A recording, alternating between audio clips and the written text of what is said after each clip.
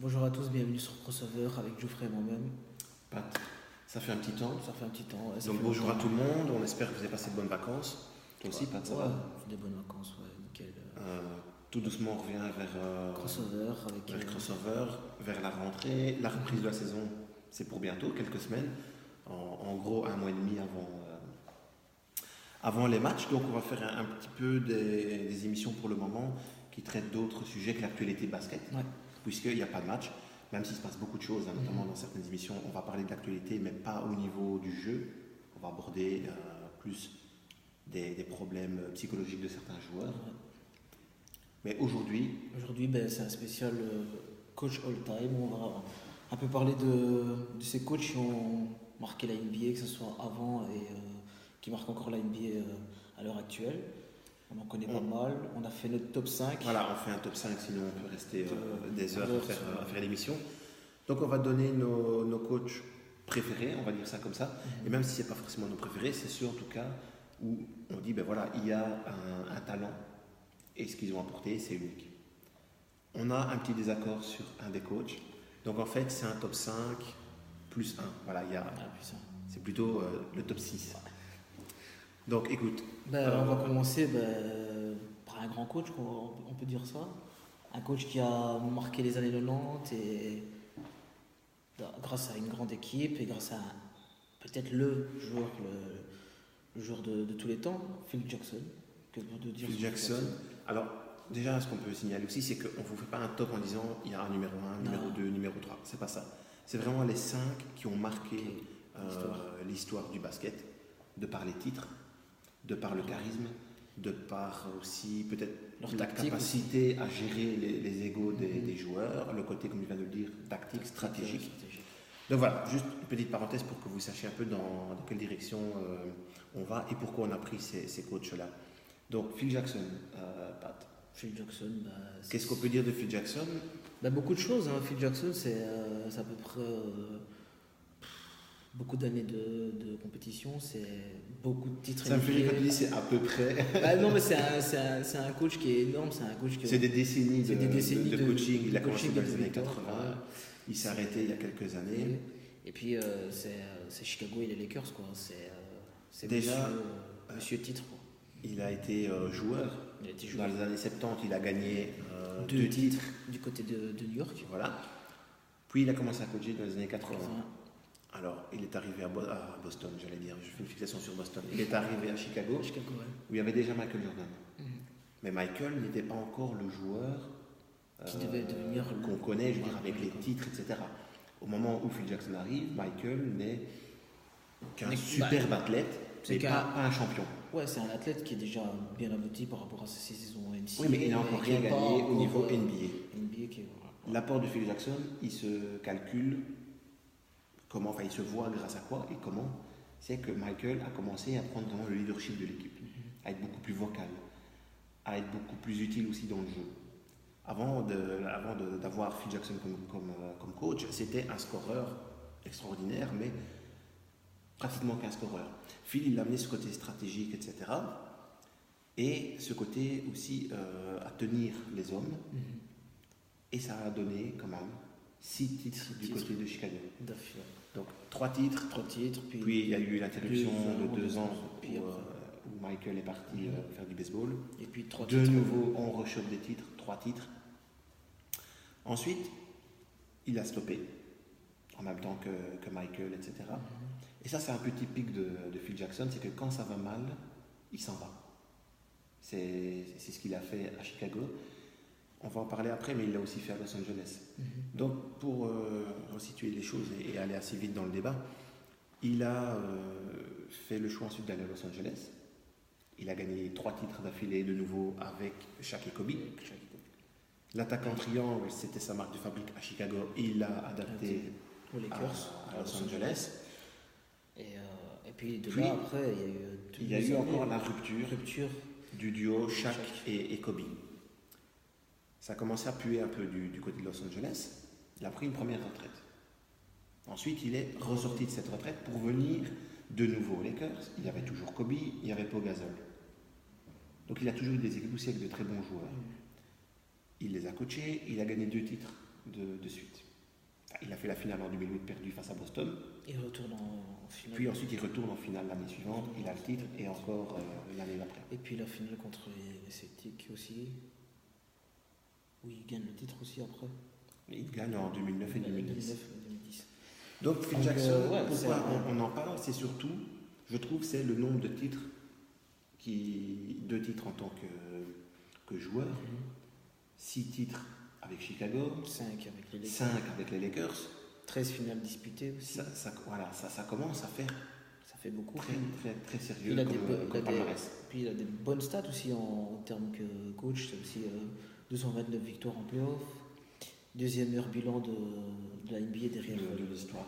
Derrière les Warriors qui ont battu ce record, c'est-à-dire 72 victoires, 10 défaites. Donc Phil Jackson, à part le fait, comme tu dis, quand ça va mal, il se barre. Ouais. Il se barre. On peut le reprocher que cela. Mais après, sur le reste de sa carrière de coach, et le charisme aussi. C'est énorme. C'est le charisme. Voilà, énormément de charisme, donc le côté stratégique, le maître zen, c'est son surnom. Ouais. Donc tout ça pour dire, voilà, Phil Jackson, pour nous, un des tout meilleurs. On ne dit pas s'il est premier ou cinquième, il n'y a pas vraiment de position par rapport à ça. On vous laisse faire vos idées et mettre en commentaire, pourquoi pas votre top 5, et si vous êtes d'accord avec nous, ou si vous n'êtes pas forcément d'accord. Donc, Phil Jackson, autre chose à ajouter, grosso modo, voilà, on le place dans ce top parce que le mec, il a gagné tout ce qu'on pouvait gagner. Et il a été le coach de certains des meilleurs joueurs de l'histoire. Le Shaq, Kobe, Pau Gasol, il faut en parler aussi. Scottie Pippen, Dennis Rodman, Michael Jordan, bien entendu. On en oublie, il y en a d'autres, mais enfin, en tout cas, déjà rien que ces noms-là, ça fait rêver. Ouais, Et n'oublions pas aussi, il avait quand même coaché, même si ça a été un échec, mais Gary Payton, Karl Malone. Et puis il est devenu aussi GM de New York, même si c'est pas. Ça, il ne faut même pas en parler parce que ça a été la catastrophe totale. Donc il a perdu beaucoup de sa crédibilité lors de ces années new-yorkaises. Ouais. Donc on ne peut pas aborder ce sujet-là si on parle du coach, parce que là c'est dirigeant. Ouais, c'est dirigeant. En tant que coach, il est au top du top. Enfin, il l'était. En tant que dirigeant, ça a été un des pires de l'histoire, selon moi. Donc voilà, Phil Jackson, rien à dire. Quoique après celui-là qui vient après, là, qu'on va parler de dirigeant, il est pas mal non plus, en termes de direction. Pas mal non plus. De franchise et de coach. Monsieur Gomina, Pat Riley. Voilà. Lui, c'est aussi hyper impressionnant. Coach des Lakers version Showtime avec Magic. Showtime, avec Magic, avec la clique, avec Kareem Abdul-Jabbar. Voilà. Donc un coach emblématique qui a lancé vraiment ce côté Showtime, d'où le surnom des Los Angeles Lakers des années 80. Puis il a été aussi coach du Miami Heat, de Dwayne Wade, etc. Encore gagné des titres, puis dirigeant à Miami. À Miami, puis gagné encore des titres. Encore gagné des titres. Il a aussi été coach, il ne faut pas l'oublier, à New York. Il a permis à New York de faire de très belles saisons, même s'il n'y a pas eu de titre au bout. C'était quand même les meilleures années de New York. C'était quand Pat Riley était aux commandes. Ouais, donc ce gars-là, c'est quelqu'un qui est dans l'image de la NBA et fait partie du tableau, quoi. Il fait partie de ces gens qui. Il a amené à chaque fois une identité. Une identité et un savoir-faire qu'on ne peut pas critiquer, quoi, parce que voilà. Toujours amener les équipes à leur maximum. Quelqu'un de très intelligent, quelqu'un qui a toujours calculé comment ajouter des joueurs pour combler telle ou telle faille, comment permettre à un tel de devenir un MVP. Voilà, c'est quand même un gars qui a su coacher des Kareem Abdul-Jabbar, des Magic Johnson, alors que les mecs sont des légendes du jeu et pouvaient tous les deux prétendre à être franchise players. Il a réussi quand même à tourner ça de façon à ce que ce soit un duo qui fonctionne et où l'un et l'autre ne se marchent pas dessus et soient performants pour aller gagner les titres. Et c'est quelqu'un aussi, je suis tout à fait d'accord avec toi, c'est quelqu'un aussi qui marque aussi le respect vis-à-vis de ses joueurs envers lui et qui a souvent certains joueurs qui ont dit qu'avec lui c'était des entraînements très durs, c'est des entraînements bien ciblés sur la tactique, sur le fait de gagner, le fait de pratiquer aussi son spécial running gun qui était beaucoup pratiqué dans ces années où il était coach du côté des Lakers et Miami. Et c'est quelqu'un qui respire la victoire, quoi. Voilà. Donc lui aussi pour nous, Pat Riley, il fait figure de monument, de patriarche peut-être dans ses classements de coach.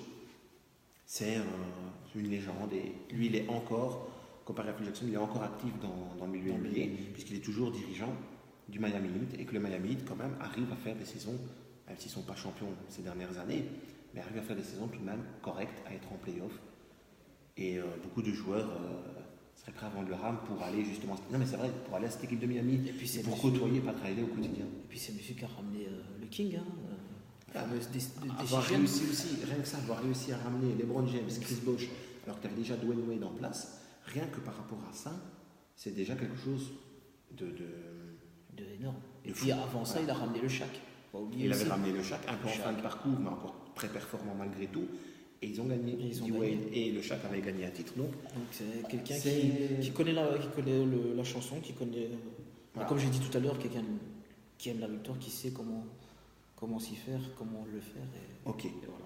Donc, Pat Riley, je pense aussi, vous nous direz ce que vous en pensez, mais un gars tout à fait à sa place dans ce top. Alors, on va maintenant plonger un petit peu dans les, on va dire dans le début de la NBA. Il y a un coach qui a été mythique, qui a marqué vraiment les 20 premières années de la NBA. C'est le coach des Boston Celtics, Red Auerbach. Alors, nous, Pat, tu es d'accord avec moi, on ne l'a pas vu on l'a en pas direct, connu, ouais. évidemment. On n'a pas connu son jeu. Ce qu'on sait, c'est ce qu'on voit dans les livres d'histoire, dans les magazines, etc., sur le coach. Red Auerbach, c'est quand même 9 titres de NBA, 9 c'est titres. avec une seule franchise que tu aimes. Boston. Merci. C'est quand même un gars qui. On peut pas parler de coach sans parler de lui, quoi. Ce qu'il a fait aussi, c'est pour la culture afro-américaine. Il a responsabilisé des joueurs noirs, ce qui ne se faisait pas vraiment à l'époque. Bill Russell, par exemple, était un joueur extraordinaire, mais critiqué. Critiqué pourquoi? Parce qu'il était black. C'est vrai. Red Auerbach, il lui a donné sa chance. Il l'a mis au devant de la scène. Ça a été lui le franchise player. Et c'est comme ça qu'ils ont créé la dynastie des Celtics. Red Auerbach, c'était aussi un côté un peu vicieux. Moi, qui suis un fan de Boston, forcément, je me suis déjà plongé à plusieurs reprises dans l'histoire de la franchise. Red Auerbach, c'était un gars qui faisait des petits coups un peu tordus aux adversaires, du style d'aller mettre le chauffage à fond dans les vestiaires adverses, tu vois, de demander qu'on coupe la clim, toutes des choses comme ça. C'était une autre époque aussi, mais en termes de stratégie, bon, je ne sais pas s'il est du même niveau qu'un Phil Jackson ou un Pat Riley, mais en termes de palmarès, ça cause. Ouais, ça cause, ça parle, ça. Et puis il faut pas oublier que le titre de meilleur coach porte son nom aussi. C'est En hommage justement en hommage à tout ce qu'il ce a grand fait. homme aussi. Voilà, il le mérite amplement. Donc, c'est quelqu'un qu'on est obligé de citer si on parle de coach all-time, quoi. voilà, donc Red Auerbach. Bon, les plus jeunes, forcément, vous ne connaissez pas. Maintenant, vous pouvez toujours vous renseigner sur le coach et vous vous rendrez compte que le palmarès n'a absolument rien à envier à un Phil Jackson, par exemple, ou à, pourquoi pas, peut-être le prochain dont on va parler aussi. Là, ça cause énormément Ça quand on cause parle de énormément, tactique, c'est- de titres, on va dire de manière de gérer les joueurs, etc. Là, je te laisse Là, nous présenter. c'est quelqu'un que moi j'ai beaucoup de respect en termes pour la personne et en même temps pour son travail depuis des années. C'est monsieur Greg Popovich, monsieur Spurs, monsieur patron, monsieur qui a réussi à, on va dire, un peu à venir titiller un peu Phil Jackson aussi dans ses années de gloire. Est-ce qu'on pourrait, si on en met deux vraiment qui sont marquants, on pourrait mettre Phil Jackson avec le nom des titres, et tout de même par rapport au basket moderne et à sa présence qui est quand même encore là, est-ce que Popovich ne serait pas plus ou moins mano à mano avec Phil Jackson? Ouais, je pense. Ça se si- joue à pas Même s'il y a un grand-chose. certain qui nous dirait Phil Jackson parce qu'il y a les titres qui sont là et il y a le fait d'avoir entraîné Michael Jordan et Kobe.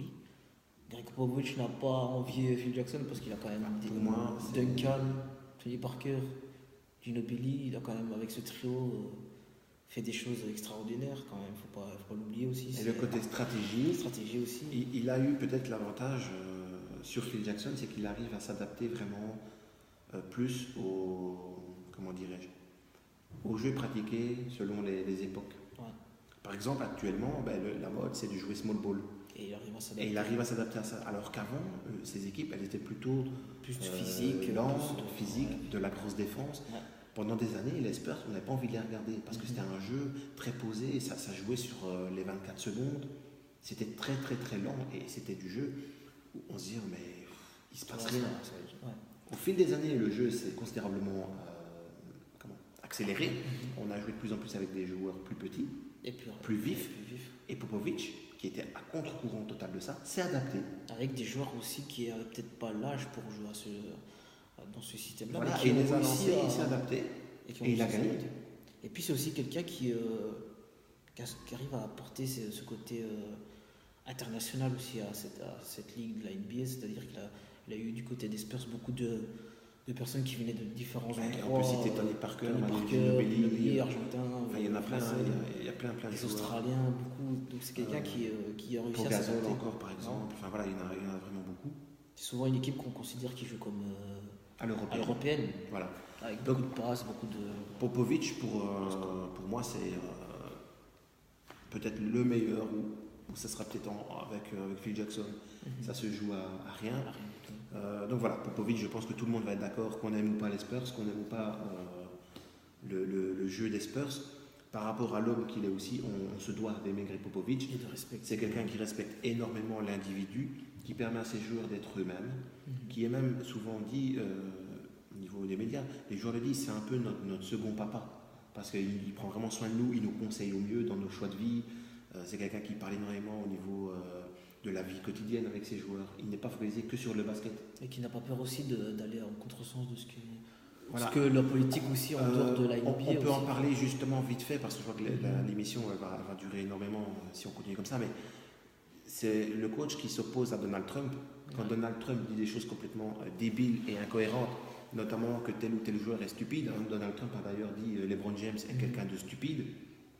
Ben, Ouais, Greg avec Popovich là, est rentré directement dans le l'art, débat. parce qu'on a parlé comme ça, en disant non, mais Donald Trump, c'est pas un président qui mérite le respect, c'est quelqu'un d'idiot, c'est quelqu'un qui parle sans connaître la situation des gens, qui parle sans connaître la situation réelle économique des États-Unis et du reste du monde.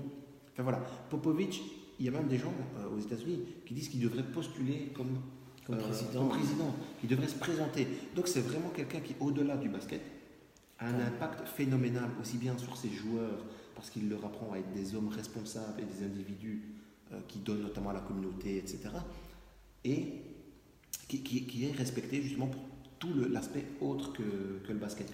Et je pense que de tous les coachs dont on va parler, Je pense que c'est lui vraiment qui se démarque le plus à ce niveau-là. Au niveau, on va dire, qualité de l'individu, en dehors du basket, je parle, c'est lui pour moi le plus investi. le plus investi et le plus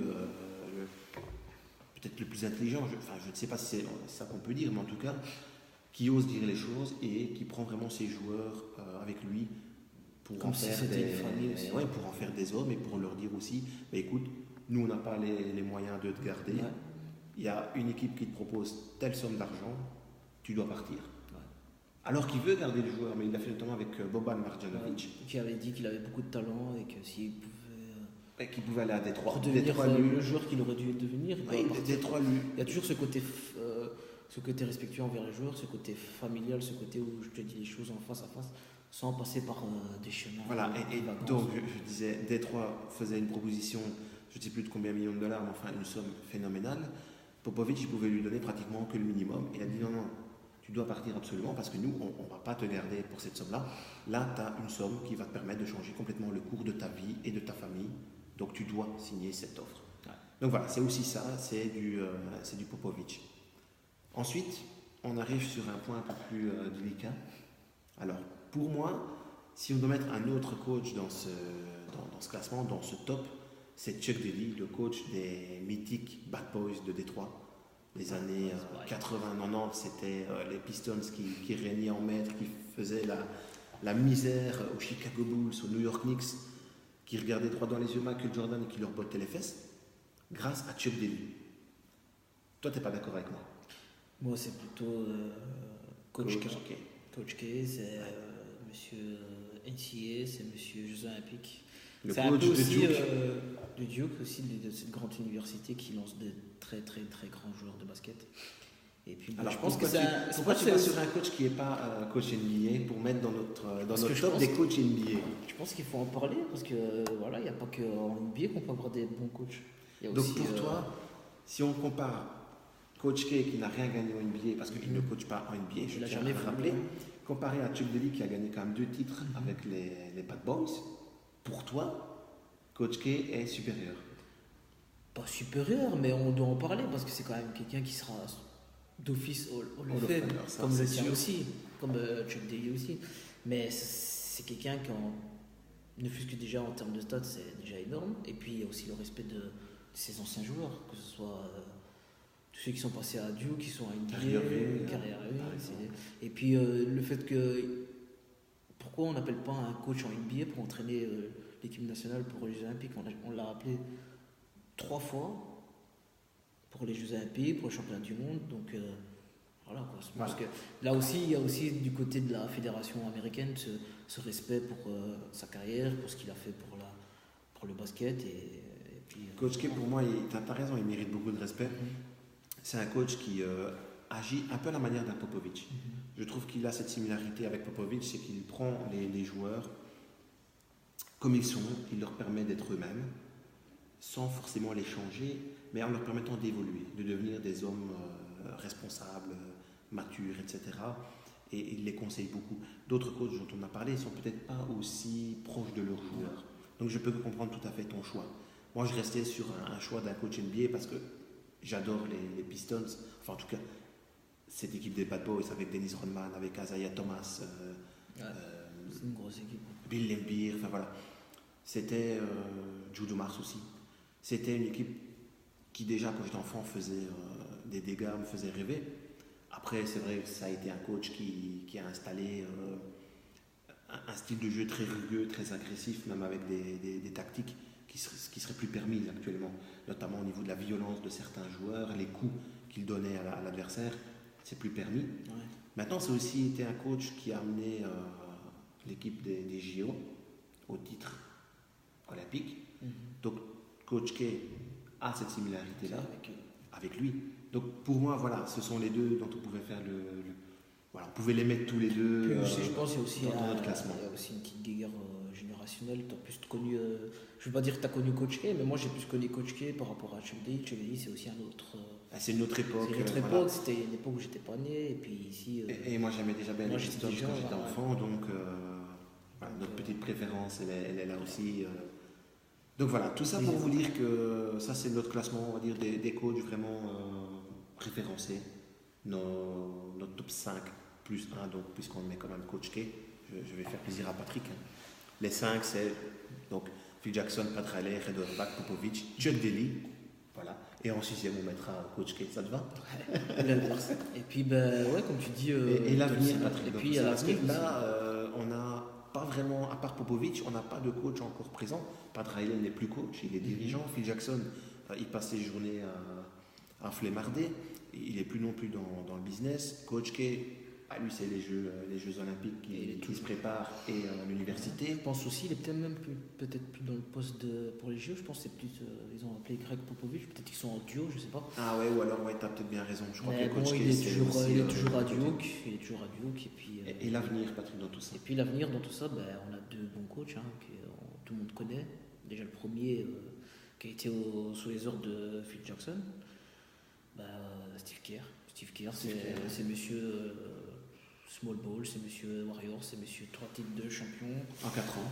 En 4 ans, c'est monsieur qui lance les jeunes, comme Stephen Curry, qui redonne ce côté l'envie de jouer, surtout à Stephen Curry qui revenait de 2 grosses blessures au début de sa carrière. On ne croyait plus en ce joueur et puis il est venu et il a donné la confiance avec des gars comme Klay Thompson, Draymond Green, des gars qui ont été choisis, peut-être pas Klay Thompson, mais des gars comme Draymond Green qui ont été choisis très bas au moment de la draft. On se dit ouais peut-être non ça va pas le faire et puis qui deviennent des maîtresses de leur équipe. Steve Kerr selon toi? Je pense c'est aussi quand même qui s'est développé, ouais, il y a aussi ça, qui a appris le métier, mais c'est vrai que Steve Kerr, comme tu me dis, hein, je te taquine un peu, mais c'est vrai, Steve Kerr c'est un très très bon choix quand tu dis que c'est un des coachs qui va marquer l'avenir et qui fera peut-être partie dans 10 ans des tops du top du top. Déjà les 3 titres en 4 ans, c'est criant. Ça, c'est quelque chose de pratiquement jamais vu. Ouais. Donc ça c'est extraordinaire. Et il n'y en aurait quand même pas un deuxième du côté des Celtics? Du côté des Celtics, il y a aussi Brad Stevens. Brad Stevens, c'est la jeunesse. Merci. C'est la jeunesse et je crois que tu sais nous en parler mieux. Écoute, Brad Stevens, c'est la stratégie. Brad Stevens, c'est le côté stratégique, tactique. sans aucune comparaison, à Non, part c'est peut-être ça. Popovic. Mais c'est vraiment de l'avis unanime des joueurs qui ont joué pour lui. Ils le disent, c'est des plans stratégiques de dingue. Le mec ne dort quasiment pas.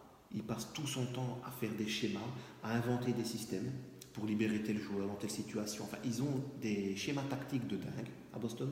Et on a vu ce que ça donne. C'est quand même une finale de conférence cette année. Ouais. Perdue sur le fil et surtout parce qu'en face, tu es opposé à LeBron James. Et que les Celtics n'avaient pas Kyrie Irving, leur meneur de jeu titulaire. Ils n'avaient pas Gordon Hayward de toute la saison. Et quelques joueurs qui sont blessés quand même au fur et à mesure de la saison. Et il a fait avec ça. Et cette capacité à mettre les jeunes comme Jason Tatum. Et voilà, le point vraiment de liaison avec Steve Kerr, c'est ça. C'est que c'est un coach qui donne sa chance aux jeunes joueurs. Jaylen Brown, Jason Tatum, Terry Rozier. On en oublie certainement. Mais enfin voilà, ces mecs-là, ils ont été lancés parce que Brad Stevens a dit ok, moi je vous fais confiance, vous êtes des petits jeunes de l'équipe. Pas de problème, vous aurez du temps de jeu, des responsabilités, le ballon va tourner. L'avantage d'être coaché par Brad Stevens, quel que soit le poste où tu joues, tu touches le ballon. Et là, je comprends ton choix de mettre aussi Steve Kerr dans le coach d'avenir. C'est que la qualité première de Stevens, stratégie et le ballon qui tourne, Steve Kerr fait exactement la même chose. Et c'est des gars aussi. Grand stratège, mais il a aussi des joueurs extrêmement doués, les meilleurs de l'histoire. Je veux dire, un Klay Thompson, incroyable, Kevin Durant, Stephen Curry. Enfin voilà, il a des joueurs d'un niveau encore différent. Ouais, c'est vrai, ça. Mais chaque joueur touche le ballon et a des responsabilités. Donc le point vraiment positif avec ces deux-là, et c'est pour ça que l'avenir leur appartient, ils ont encore des années de coaching à donner.